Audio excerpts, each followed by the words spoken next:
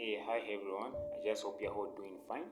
So last time we discussed about PrEP, which is the post-exposure prophylaxis.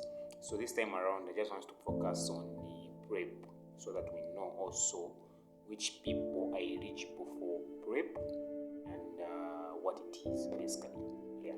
So PrEP is just an abbreviation of pre-exposure prophylaxis, unlike PrEP, which is post-exposure prophylaxis. So since it is pre, it means you take this medication before you are exposed to HIV.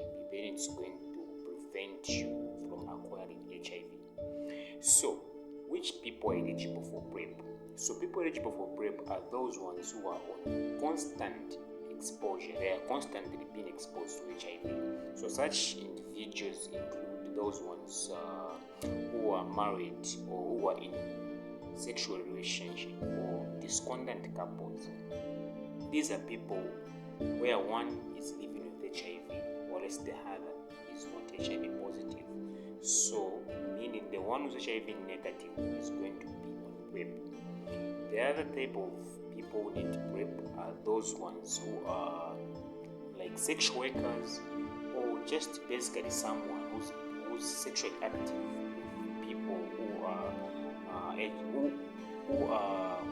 whom they don't know the HIV status, or those ones who are having sexual partners they don't know the HIV statuses, or just basically anyone who's maybe they are married but they know that their spouse is actually having multiple partners. They want to shield themselves from acquiring HIV. There are those couples who are like, my husband cheats a lot, my woman cheats a lot, I don't trust my husband, I don't trust my spouse, I don't trust my boyfriend, my girlfriend.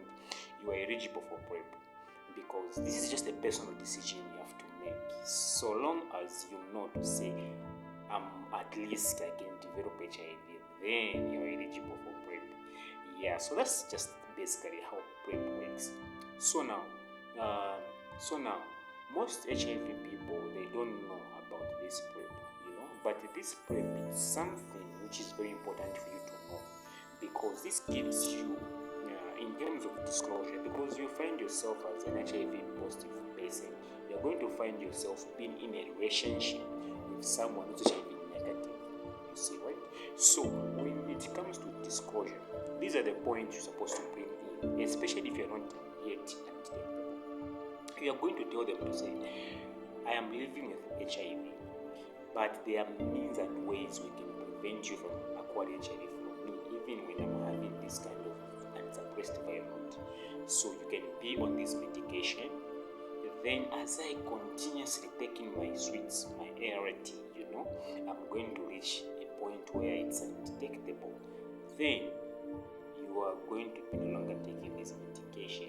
You tell them openly, because when you say that, it gives sense of honor, a sense of honesty, sense of honesty. Yeah. So when you become undetectable, then your partner or your spouse can now stop taking this medication. But for those ones who are under this kind of exposures, like going out with people you don't know their status or their HIV statuses, yeah. For those of you, you just have to keep on taking it, because you're at risk of getting HIV, because you don't know what your other spouse's variants are. So you must continue taking those PrEP tablets. So PrEP comes in different forms. You've got tablets and you've got injections as well. So for injections, there's an injection which was recently introduced, the Nakapa. Yeah, so that injection, you take it only one jab after 6 months. So you get a jab today, you go about your life. Then after 6 months again, you come and take another jab. Then for tablets, you have to be taking them every day for as long as you at least continue HIV. You keep on taking them every day. So that's just the way it is. And then one thing you have to know again is that these PrEP medications, either injection or tablets, they only prevent HIV.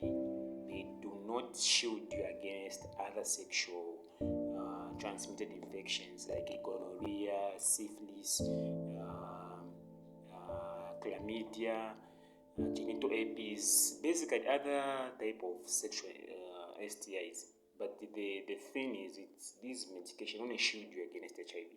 So that's why we still encourage you to be using a condom if you're sleeping out with other people you don't know the HIV status. But for those ones who are married, you trust your partner and everything, you want to conceive, you want to have a child, you can still use PrEP. It's not bad.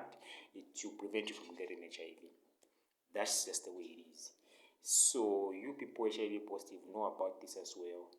Make sure you include that kind of statement when you're disclosing this kind of information to your partners. So know the right thing, know what to do. Then you're going to be safe. You're going to be safe.